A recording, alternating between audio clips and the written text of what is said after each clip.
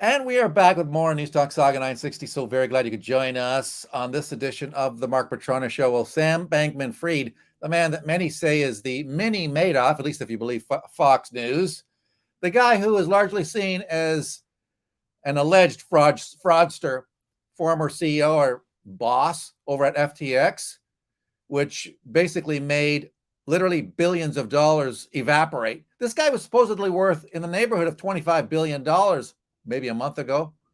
Now he's worth, well, maybe 160 years in prison. But now the news is that he is sitting in a Bahamian prison waiting to be extradited, and he will not be fighting that extradition. That's the news peg. He's agreed to go willingly. I still maintain that he should ask for asylum in Ukraine. Whether he gets it or not, I don't know, but I suspect that he's got some friends over there. And BJ Dichter is a friend as well. BJ, the author of a terrific book, Honking for Freedom. He's going to talk a little bit about how that book is doing. There he is. He's holding it in his hand, Honking for Freedom. I've got my copy. It's a fantastic read and belongs under your tree over the Christmas period. Welcome, BJ. It's good to talk to you. How are you, Mark? Excellent. Thank you. All right. We're going to get to your book in a minute, but Sam Bankman-Fried, I know you've been keeping a close eye on this because sadly, a lot of what's happened with Sam Bankman-Fried is spilling over into the Bitcoin space unfairly. I would maintain, I suspect that you agree with that. The news is that he's going to say, all right, I will agree to being extradited to the United States to face charges. And he's doing that after only 4 days in a Bahamian prison. I imagine he'd be a pretty popular guy in a Bahamian prison, a guy who used to have his kind of money and probably still has. I mean, let's face it, he bought some nice property over in the Bahamas where his parents still live. Talk about this case, Benjamin. I think he has the very, it's a break in the simulation. He's got a very unfortunate name of Bankman-Fried because he's not going to be freed anytime soon. I don't think so. I mean, I've believed this entire time that this is a family operation, that the legacy media, there's another example of the legacy media lying to you because they've been propping this kid up as some sort of whiz kid for a number of years, that everybody should follow him because look how wealthy he's made his platform, which was connected directly to the Biden administration White House. He was the second largest private donor, I believe, to the Biden administration with, I believe, $40 million directly. And the legacy media people bragged about him. And, well, how many people have now lost their life savings because they trusted the legacy media, which is part of my point that I've been saying for quite a long time. But, yeah, the regulators are going to use this as an opportunity to once again deflect from the truth and try to blame Bitcoin for this somehow, despite the fact this has nothing to do with Bitcoin. He created one of these, I mean, you can argue a fraudulent token that had an inflated value based on nothing, which is not what Bitcoin is. It was a centralized token, centralized within his company, which is why many people within the Bitcoin space keep telling people, don't buy clown coins, they're scams. Just get the real deal. Get Bitcoin, the only truly decentralized network that no single individual or entity controls. I think it made the case.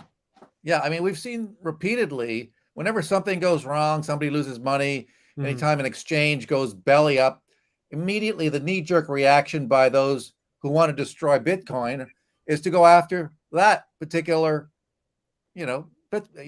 coin. Yeah, but they don't want to go after U.S. dollars where people are buying the exchange with, buying the money with, right? The U.S. dollar end of the transaction is fine. It's the Bitcoin end of the transaction. Like there's the deceptiveness of the argument. Meantime, if you look at the greenback and what a potential Ponzi scheme that's shaping up to be, wow. They're printing trillions of it, almost as though they want to create hyperinflation, and almost because they're going to use that somehow as a springboard towards bringing in a government mandated, overseen, regulated crypto, I suppose. I mean, is that really the goal here by the powers that be? Do you see that as maybe, something that they are aiming towards, is moving people towards this CBDC or whatever they call it, the a regulated crypto? I'm a little bit contrarian to a lot of people, and I'm a lot more positive. I don't think a Okay. CBDC is going to be likely. And just because of the fact, take, for example, the Venezuelan petro, right? The Venezuelan petro was created and forced upon Venezuelan citizens, and not even Venezuelan citizens would adopt it, to the point that it almost immediately crashed to zero. Everybody took their petro, converted it into usually US dollars in the case of Venezuela, and watch the whole thing collapse. So when they say they're researching, they're testing cryptos, they're not testing CBDCs. They're testing how they can force people to adopt the CBDC so it doesn't immediately plummet in value, which is exactly what it'll do. And people will find anything else to go into. They'll go into precious metals, they'll go into Bitcoin, they'll go into stocks, they'll go into other currencies. Doesn't matter. People don't want it. You can't you can't force it down their throat. Another good example of that, ironically, is the Bahamas, who has a CBDC. They've had a CBDC, I believe, for about 18 months. And during the entire 2022 up until now, during the entire fiscal year, the Bahamian CBDC has processed a total of 1,500 transactions total in the entire country. People don't want it, and they're not going to use it. Now, I'm a good example of it. I'm never going to use it. They can try to shove it down my throat as much as they want. I ain't touching it. If I get it, and I'll convert it into something else. And that's the big question that they can't seem to solve. And I don't think that's solvable, because that's just human nature, right? And they're not going to be able to build a policy around the CBDC to fight that, I don't think. CBDC, or the acronym for central bank digital currency. And I can certainly appreciate why Venezuelans didn't bite after the way their government destroyed their economy, of course. Mm-hmm. It's not even a democracy anymore.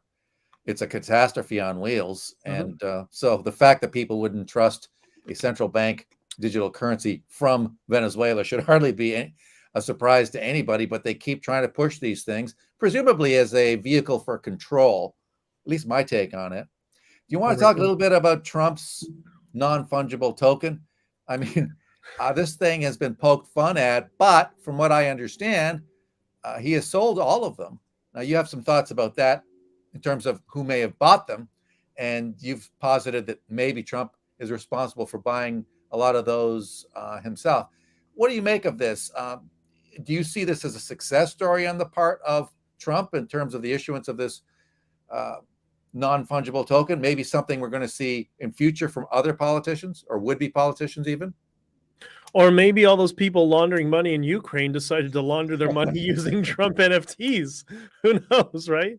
Look, I'm a Bitcoiner, and I'm aware of NFTs and all these other quote projects on the side. And while they might be interesting technological experiments, I really do caution people just to focus on Bitcoin, focus on the decentralized real money, especially as people are looking for a place to park their money over the long term. I'm not sure an NFT is a way to do it. So I read the article on, I sent you an article actually that we were just discussing briefly. And that article showed that, the NFTs were not actually selling all that well. And then Saturday Night Live apparently started to mock it. And then they just went parabolic and exploded in value. Now, the couple of problems I have with that is, somebody watches Saturday Night Live, like, I need proof of that. I'm not sure that that's but let's watch a little bit of that skit before I get you to weigh in. All right. Just in time for the holidays, a very special Christmas announcement from the one person who can truly remind us what the season is all about.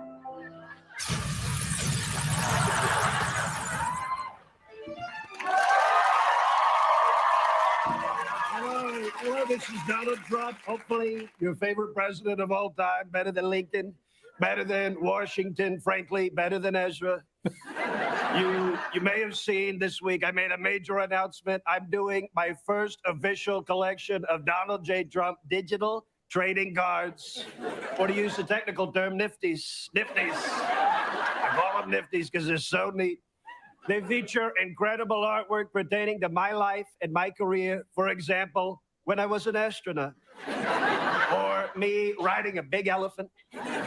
Trump cards are each $99. Seems like a lot, seems like a scam, and in many ways it is, but we love the Trump cards. We just love them. You can also get them for free by just going online and looking at them, maybe. I don't know. Maybe. I mean, honestly, if anybody's the master of tall tales, it would be Joe Biden, much more so than Trump. But they hate Trump. I don't know. I think this has been. I can see why this would sell some cards. I can see why Trump would think, yeah, mock me all you want. I'll probably sell a ton of these things as a result. What do you think?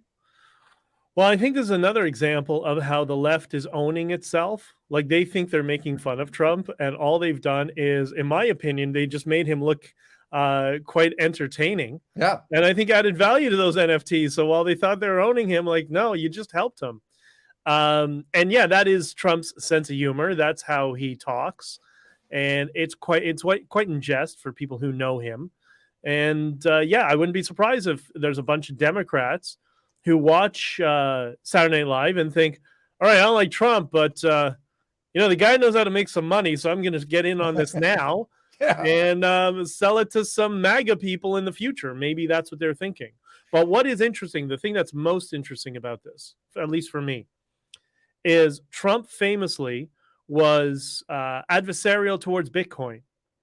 But now here he is in the NFT space, and it's not him. We know he hires people to take on these different projects. So what does that mean? Does that mean that Trump has had people whispering in his ear over the past couple of years with regards to NFTs as, one vehicle, but also Bitcoin? And is this going to allow him to evolve his position on Bitcoin and being less hostile in the future? If it does that, then this is well worth it. However, the other thing is he's listed these NFTs on OpenSea. And what is not being discussed is, yeah, he was selling them at $99. But what was the Ethereum gas fee for processing those NFTs? So when I was experimenting with this, trying to learn how the space operates, and I was trying to set up NFTs, the average cost was about $350 just to seed them on OpenSeas. So how much of this is profit? I don't know. I'm sure, at $500, yeah, it's profitable. At $99, it depends on what the gas fees were at the time that they were implemented onto the network. Do you think this will catch on with other politicians? I mean, I could see why Trump would pull this off. I'm sure that his people did enough polling to know that, look, if we put this out, we will definitely get a lot of people interested in this. I mean, the teaser was America needs a superhero. Leadership. It needs leadership. Yeah. Much like Canada does too. Do you know Trump, by the way? I mean, have you had any dealings with him? No. I've spoken to a number of people around him, but we were trying to do something. But no, I've never spoken to him directly.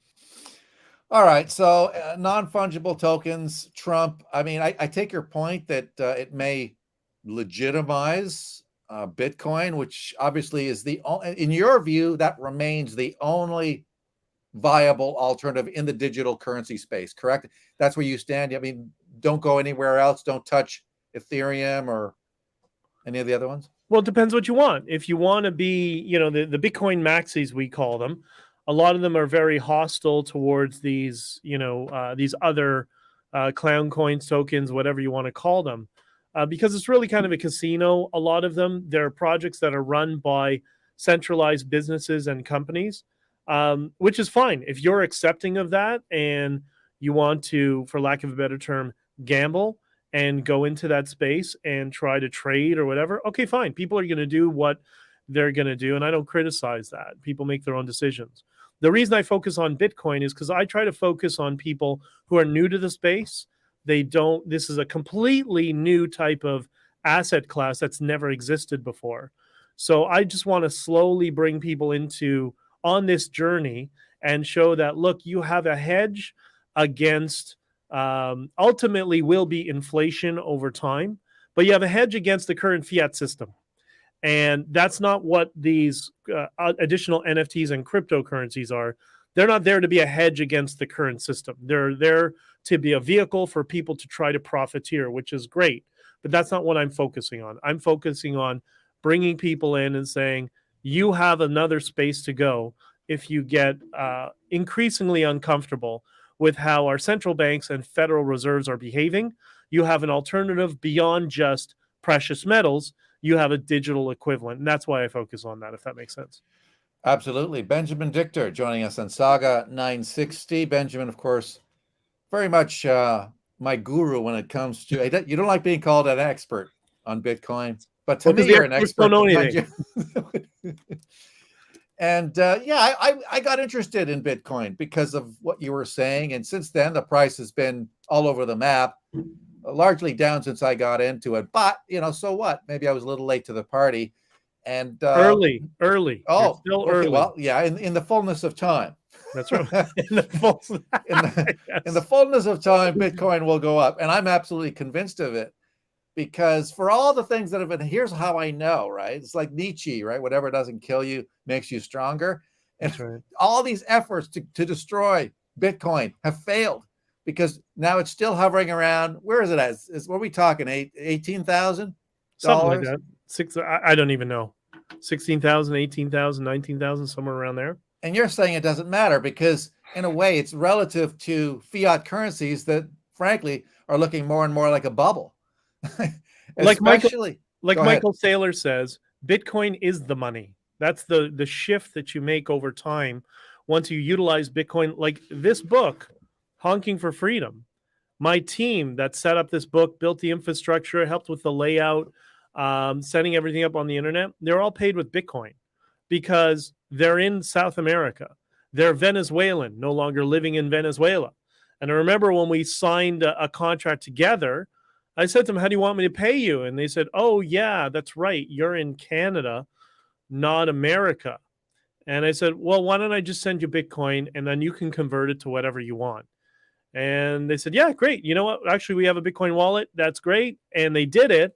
And the project lead on it said to me, the guys that he's working with, his team, they actually preferred being paid in Bitcoin because, again, that allows them to either change into whatever currency that they're using or for remittance to send back to their families in Venezuela. Bitcoin was the easiest way. It's the future. And as the economists always say, the economics always wins. And that's why I think the future over the long term, Bitcoin is going to win. And it will be adopted beyond just Wall Street firms who are now buying Bitcoin and holding it on their balance sheets. Right. And it remains a viable alternative for people who no longer trust fiat currencies. Unfortunately, it's turned into a bit of a political football in Canada. You watch the debate, the ridiculous attacks on Pierre Poilievre just because he suggests, look, if you want to hedge against the falling value of the Canadian dollar, maybe Bitcoin is an alternative for you. You should be free to do that. And of course, people took that as, oh, he's promoting Bitcoin and look, the price is coming down. That means he's costing Canadians their life savings. I mean, it was absolutely ridiculous, but we haven't heard too much of that lately. But I think that was partially because the price seemed to bounce back a little bit. I mean, if the price does go up to $50,000 next year, then presumably the people who were attacking Pierre Poilievre for his quote unquote terrible investment advice will stop talking about it altogether. Where do you see it headed in the new year at all? I mean, any idea at all? The first thing in defense of Pierre, he wasn't suggesting that it's an investment. He's saying it's an alternative that people should be allowed to transact in if they want. And if they don't want to, they don't have to, but we should have the freedom to do what we want, right? In terms of where it's going to go, we're still mid-cycle. This is, I mean, once you've been through a cycle a couple of times before with Bitcoin, you kind of get used to it. And we're mid-cycle to the next halvening. My guess is after the next halvening is when you're going to see the next parabolic run. I think we're running into some uncertain economic times in 2023.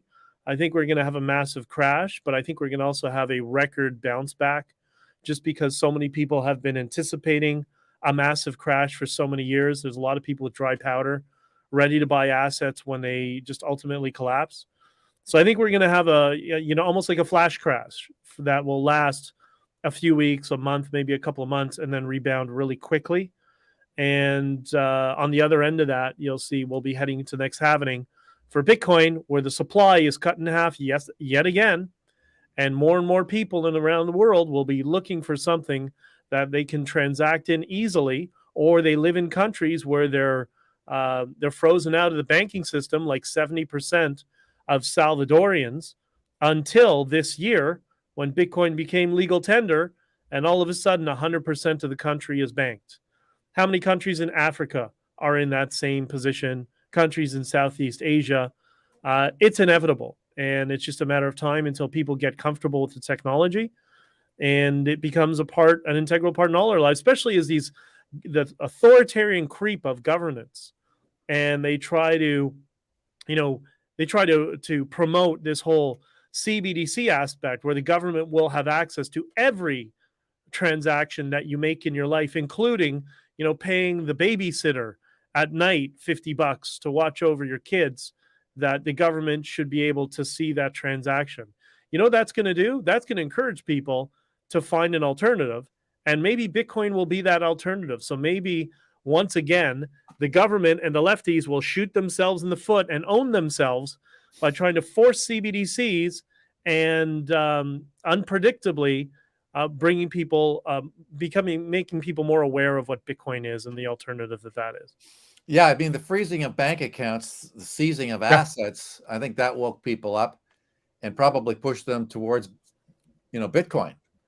I suggest that probably did as much as anything to warn people that, hey, wait a minute. So governments are working with the banks to, go after people whom they oppose politically. Maybe I should look at some other venue to hold some other vehicle to do transactions in, one that government doesn't have control over. And then they tried to lie about it. And, give yourself credit here. You're the one who wrote the article in my Substack that went viral, where Scotiabank apologized to me about freezing the bank accounts and inferred that it was under the direction of the RCMP and the Canadian government. And we released that after Krista Freehand and Blackface tried to blame the banks and said the banks did it on their own accord. Like, no. That's not how it works. And people are just increasingly more skeptical of government. And I know when my account and everybody else's accounts were frozen in Ottawa, there were a number of people that were, where I was staying, the local bank couldn't keep up with the amount of elderly people that were withdrawing their maximum amount of money from their savings accounts. Yeah. And they were not political people. They just know that, okay, banks are freezing, the government's stealing our money. Yeah. Sounds a lot like the 1930s. I'm going to go get every penny I can and put it under my mattress. So congratulations to the blackface regime for doing that and sucking out $1.4 trillion out of our economy. Earlier, you were talking about a halving of the availability of Bitcoin. Talk about the 21 million. So the mining is going to continue until all 21 million are mined, correct? And then it'll be like, well, whatever's in the system, there will never be any more than 21 million. Where are we at in terms of the current mining of Bitcoin and the availability of that? We're just over 19 million have been mined so far. And the remaining 2 million will be mined over the next 100 to 120 years. So it's predicted somewhere around the year 2140 is when the final Bitcoin will be mined. And at that point, the miners and the infrastructure the miners will be incentivized to maintain mining and securing the network, because they get a proceed of the transaction fee every time a Bitcoin is transacted in. So that's kind of how the system works. So the vast majority of Bitcoin have already been mined. As part of the reason we know that as adoption increases, the value will increase, because economics is the allocation of scarce resources among competing wants. And if those scarce resources are fixed, like Bitcoin, then it's just math at that point. Why would it take so much longer to mine the rest? I mean, Because every mean- 4 years, the number of coins that are mined per day gets cut in half. So right now we're down to 900 coins around the world per day are mined. In 4 years, it'll be 450. And 4 years after that, it'll be 225 approximately. Bitcoin per day will be available for the whole planet. And that's So just it's- 2 cycles. So the incentive for mining is kind of not really high right now. I mean, the price relative to dollars, greenbacks is fairly low right now compared to what it was back when it was, what, a 64,000 or something like that. And it's really hard to mine Bitcoin now. Or, I mean, back, I think, actually, didn't you tell me that you were involved in that somehow? You were Bitcoin mining out of your Yeah, own truck? I have a miner. Are you doing that right now? Yep. How's that working for you? I mean, I just set it and forget it sort of thing. I actually have to do some maintenance on the miner right now. But I mean, I don't really, it's really interesting how Bitcoin shifts your mindset away from like legacy media and fake news media wants to do. They want you to focus on day to day. That's something that always made me frustrated with the stock market is one day the world is collapsing. The next day, oh, it's euphoria. Then the next day the world is collapsing again. And always about 1 or 2% shifts. It would make me crazy. It was such a short-sighted way of viewing the world. I understand as a trader why that's important, but as a long-term investor, the legacy media does no service by training the average person to have such short-minded thinking about investments like a trader when they should be thinking long-term. With Bitcoin, I always take a long-term approach. So I don't really care about the dollar value now because, again, like I suggest with the halvening and the supply shortage, over time we see how Bitcoin behaves. Right now, like when you say, "Oh, the price is down," like you got to remember, I bought in at $1,000 or $1,500.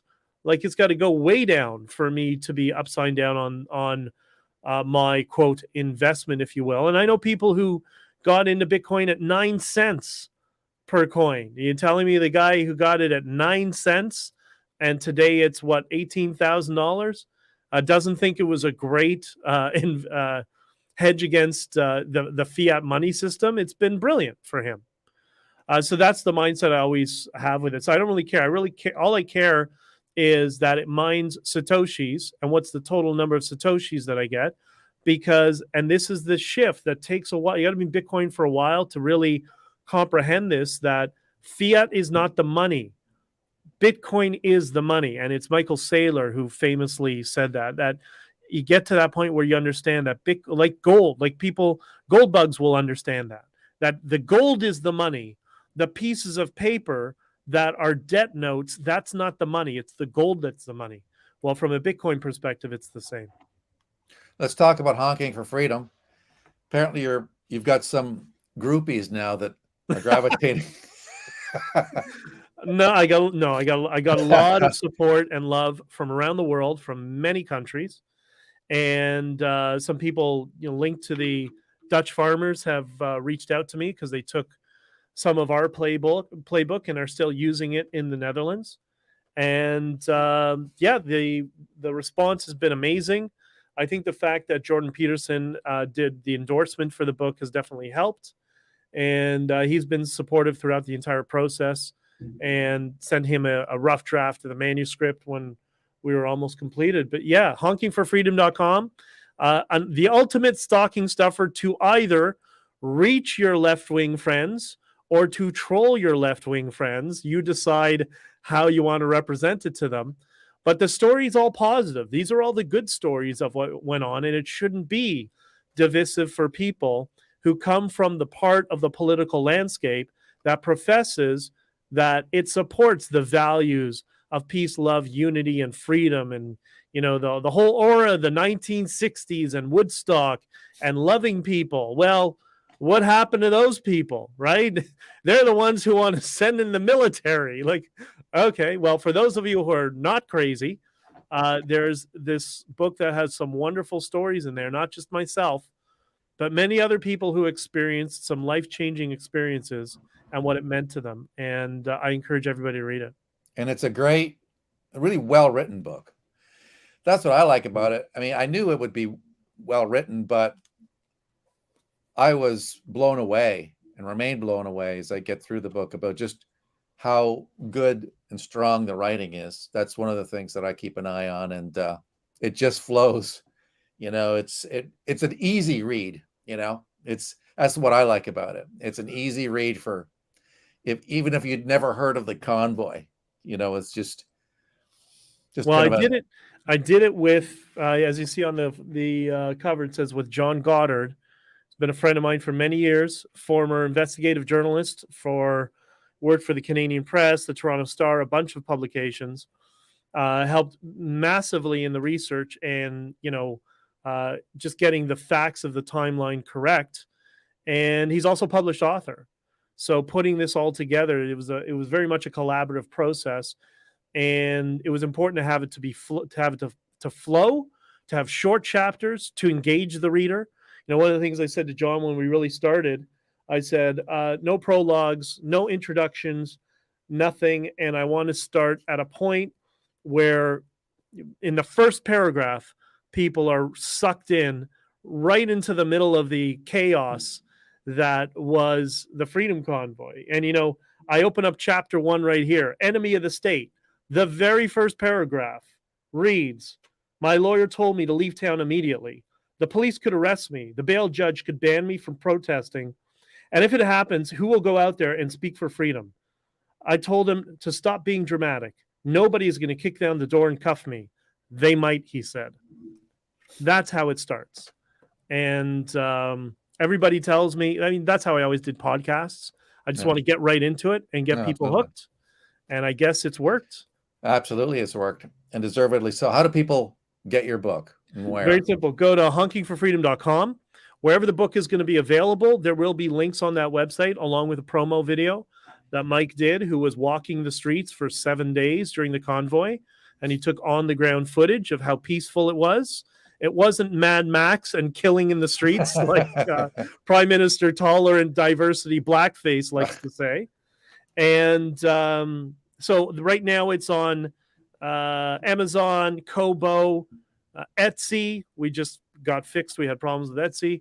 And Barnes and Noble? And Barnes and Noble should be up in the next day or so. Perfect. Okay. So yeah, you'll be able to get it there. And also in there, if you scroll down, you'll see we took some of Luciano Cherubino is the one who took this picture on the front.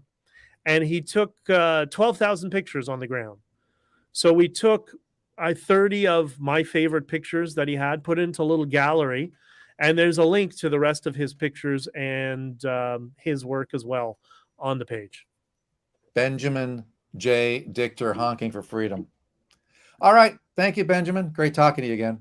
My pleasure. Love talking to you, Mark. All right, pal.